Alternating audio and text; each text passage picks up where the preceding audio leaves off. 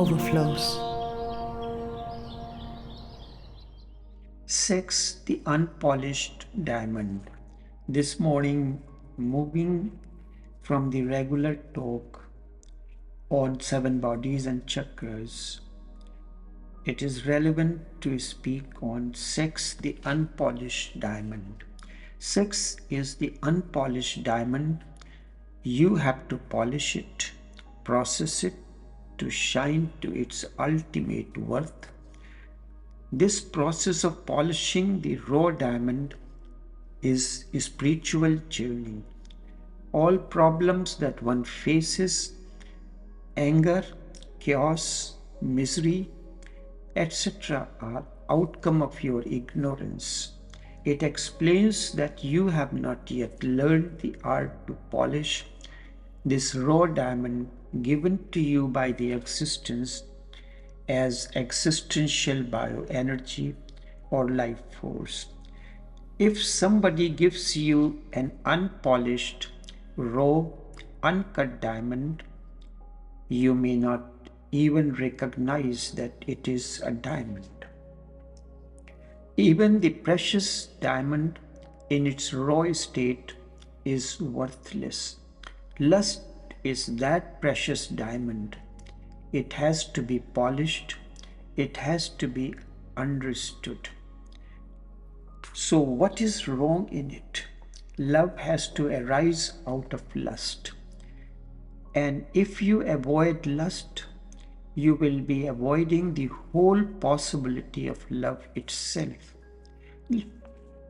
Love is not lust, true, but love is not without lust, and that is also true.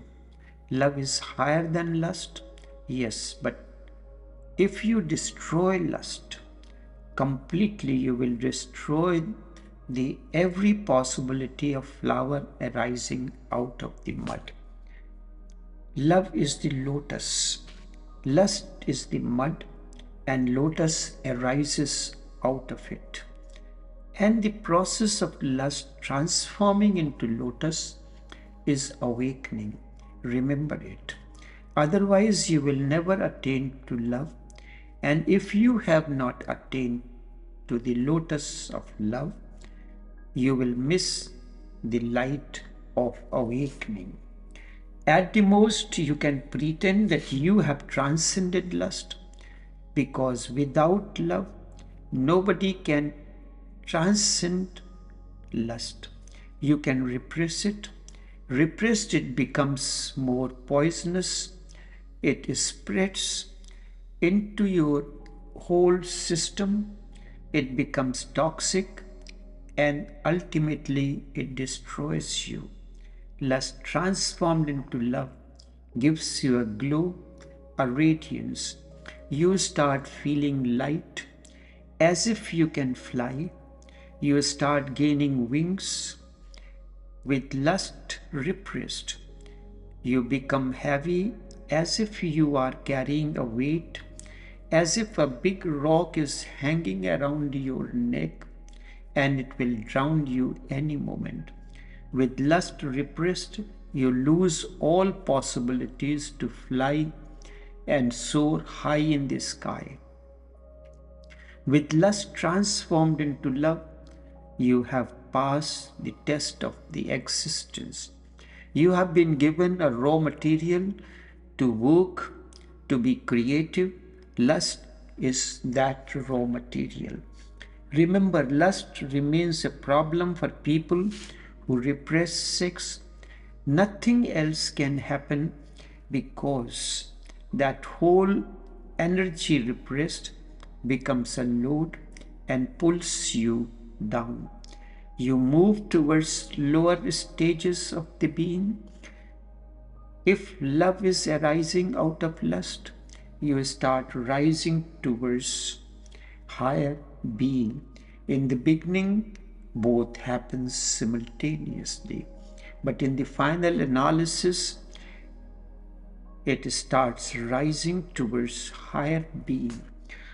So remember that what you want to become, a Buddha or a bull. It all depends on you. If you want to become a Buddha, then do not be afraid of sex.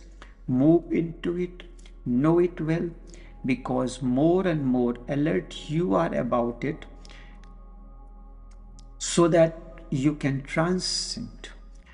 Know it well, become more and more alert about it. Be careful. It is tremendously valuable energy. Make it a meditation and transform it. By and by, it will transform into love. It is the raw material. It is like the raw diamond. You have to cut it, polish it, then it becomes of tremendous value.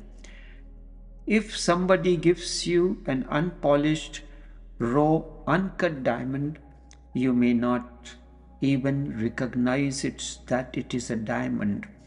Even the precious diamond in its raw, uncut state, unpolished state is worthless.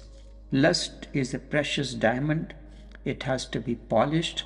It has to be understood. Never be afraid and antagonistic. It is all hidden cravings for sex and nothing else that creates many problems. There is a condemnation in it. Nothing is wrong. Man is a sexual animal. That is how we are. That is the way life means to us. That is how you have found ourselves here. Go into it. Without going, you will never be able to transform it. I am not speaking for mere indulgence. Indulgence with awareness. I am saying move into it with deep meditative energy to understand what it is. It must be something tremendously valuable because you have come out of it, because the whole existence enjoys it, because the whole existence is sexual. Sex is the way God has chosen to be in the world. Everything that you see manifested around you, the flowers, the birds, everything, whatsoever you see, whatsoever is manifested is nothing else but the outcome of this energy. Sex is the way God has chosen to be in the world. It is the manifest creativity.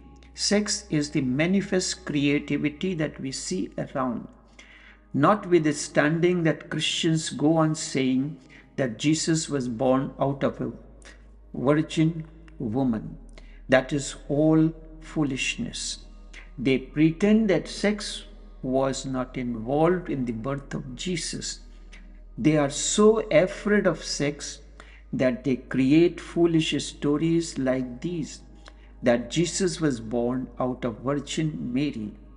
Mary must have been a pure, very pure, and that is true. She must have been spiritually virgin. Physical virginity is a different thing. Then most important is the ultimate stage of virginity, which is a spiritual virginity. Mary must have been spiritually virgin. That is true. But there is no way to enter into life without passing through the energy that sex is. The body knows no other law, and nature is all inclusive. It believes in no exceptions. It allows no exceptions. You are born out of sex. You are full of sex energy, and that is not the end. This may be the beginning. Sex is the beginning, but not the end. This you have to remember that. The process to transform the alpha into omega is a spiritual process. You are in this world to move from alpha, from seed to ultimate flowering. Ultimate flowering is your awakening. There are three types of people. One thinks that sex is the end alone. They are the people who live a life of indulgence. They miss because sex is the beginning, the alpha, but not the end or omega.